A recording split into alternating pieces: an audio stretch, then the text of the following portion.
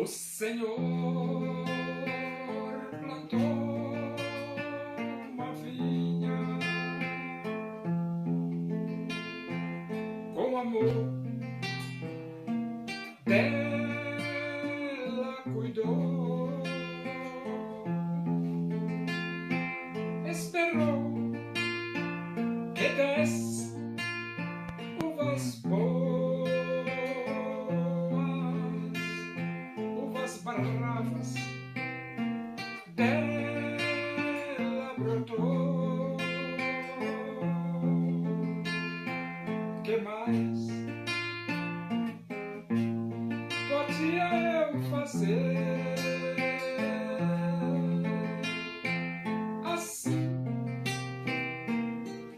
perguntou o Senhor. Tudo eu já fiz pela vinha, como Supremo Pastor.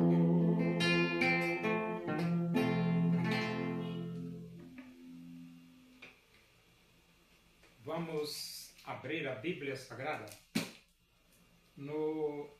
na Epístola de Paulo aos Romanos, capítulo 1. Nós vamos ler os versículos 16 e 17. Assim diz as Escrituras Sagradas, a Palavra de Deus. Pois não me envergonho do Evangelho, porque é o poder de Deus para a salvação de todo aquele que crê, primeiro do judeu e também do grego. Visto que a justiça de Deus se revela no Evangelho, de fé em fé, como está escrito: o justo viverá por fé. O Evangelho é o poder de Deus, a dunamis de Deus. E é através do Evangelho que pessoas são transformadas em filhas de Deus. A Bíblia diz: todos quantos o receberam, deu-lhes o poder de serem feitos filhos de Deus. E Paulo, ele tinha consciência desta verdade. É por isso que ele diz no versículo 16: não me envergonho do Evangelho. A palavra Evangelho significa boas novas, boas notícias. E que boas notícias são estas? Que o homem perdido nos seus pecados, através de Jesus, recebe o perdão, a remissão e a vida eterna e se torna filho. E ele diz: não me envergonho do Evangelho, porque é o poder de Deus para a salvação de todo aquele que crê. As pessoas têm o privilégio de crer, mas Deus criou o homem livre, com livre arbítrio. E elas podem escolher rejeitar o Evangelho de Cristo. E na sociedade que nós vivemos, o que acontece é exatamente isso. Uns aceitam, outros rejeitam. Porém, a Bíblia diz que o Evangelho é o poder de Deus para a salvação de todo aquele que crê. Isto significa dizer que se você acreditar em Jesus Cristo como seu único e suficiente Salvador. Você tem a salvação, você é salvo, você é perdoado, você tem a vida eterna. E depois ele diz, primeiro do judeu e também do grego. Por que primeiro do judeu e também do grego? Jesus nasceu entre os judeus. Jesus nasceu no país chamado Israel. É por isso que a Bíblia diz que a salvação vem dos judeus, porque Jesus é o Salvador. E ele nasceu da nação de Israel, da tribo de Judá. Então, quando ele diz primeiro do judeu e também do grego, é que a pregação do Evangelho começou exatamente dentro da nação de Israel. E ali que começou a pregação do Evangelho, quando João Batista disse para as pessoas, eis o Cordeiro de Deus que tira o pecado do mundo. Quando João Batista batizou Jesus no Rio Jordão, e quando Jesus começou a proclamar, dizendo, arrependei-vos, porque está próximo o reino dos céus. Primeiro do judeu e também do grego. Mas o Evangelho não é exclusivo dos judeus. Não. Jesus disse, recebereis poder ao descer sobre vós o Espírito Santo e sereis minhas testemunhas tanto em Jerusalém, Judeia, Samaria e até aos confins da terra. O Evangelho é para todos os moradores do planeta Terra, para os 8 bilhões de seres humanos no planeta Terra. Quando Jesus morreu na cruz, Jesus morreu para redimir, para salvar, para transformar, para dar vida eterna a todos os homens. Jesus morreu por todos. É por isso que no ministério de Jesus ele disse, Deus amou ao mundo de tal maneira que deu o seu Filho unigênito, para que todo aquele que nele crê não pereça, mas tenha a vida eterna. E tanto o judeu pode ter vida eterna através de Jesus, quanto o grego também pode ter vida eterna através de Jesus.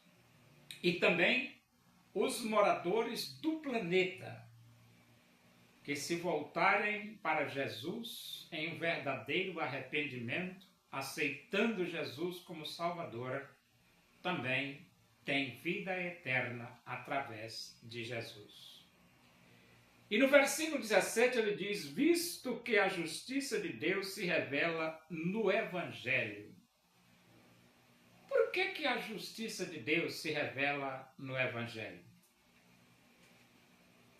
A Bíblia, no Antigo Testamento, mostra claramente que Jesus é a nossa justiça. E o Evangelho é exatamente quem apresenta Jesus ao mundo. Por isso que diz a justiça de Deus se revela no Evangelho. Por que a justiça de Deus se revela no Evangelho? Porque as boas obras não salvam. As obras de justiça não salvam. A obediência aos 10 mandamentos não salva. A religiosidade não salva. o ser humano. Mas Jesus Cristo salva. O pecado enraizado na natureza do ser humano, porque o ser humano é um ser corrupto, degenerado, pervertido, pecador. Só o sangue de Jesus Cristo, o Filho de Deus, anula, aniquila este pecado da vida do homem. É por isso que nós dependemos inteiramente, totalmente, plenamente de Jesus Cristo. E por que Jesus, falando com os fariseus, ele disse: como escapareis da condenação do inferno? É porque os fariseus não queriam aceitar Jesus. E se eles, os fariseus, não queriam aceitar Jesus, não existe como escapar da condenação do inferno sem Jesus. Porque só o sangue de Jesus limpa o homem dos seus pecados.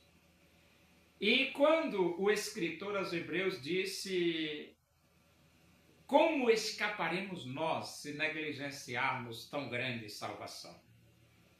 Deus preparou Jesus. Jesus morreu.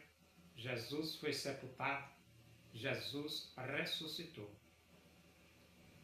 E isto tudo feito por Deus para que o homem tivesse a oportunidade de receber a vida eterna. E quando o escritor dos Hebreus diz: como escaparemos nós se negligenciarmos tão grande salvação? Isso significa dizer que, se você rejeitar Jesus, não tem como você escapar da condenação do inferno. E então ele diz: porque a justiça de Deus se revela no Evangelho. Jesus Cristo é a justiça nossa, que satisfaz o coração de Deus. E ele diz: de fé em fé, como está escrito, o justo viverá por fé. Essa expressão, o justo viverá por fé, é a mesma expressão que a palavra de Deus diz: quem crer no Filho tem a vida eterna. Isso significa dizer que o justo viverá por fé. E quem crer no Filho tem a vida eterna. É que para você ter vida eterna, para você viver, você precisa crer em Jesus Cristo como seu único e suficiente Salvador. É por isso que a Bíblia diz: quem tem o Filho tem a vida. E quem não tem o Filho de Deus não tem a vida.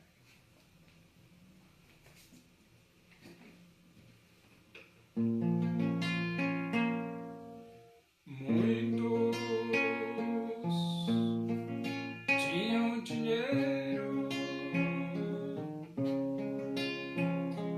para Jesus ofertar. Aquilo que lhe sobrava, quiseram Jesus doar. Uma viúva pobre foi a Jesus ofertar, lançou ali 2 pequenas moedas, certo quis ela dar. Oremos. Agradecemos a Deus por esses momentos na tua presença aí. Que o amor de Deus, a graça do nosso Senhor Jesus Cristo, a comunhão e a consolação do Espírito de Deus seja com todos nós aqui, com todo o teu povo em toda a face da terra, hoje e para sempre. Amém. Boa tarde. Que Deus vos abençoe.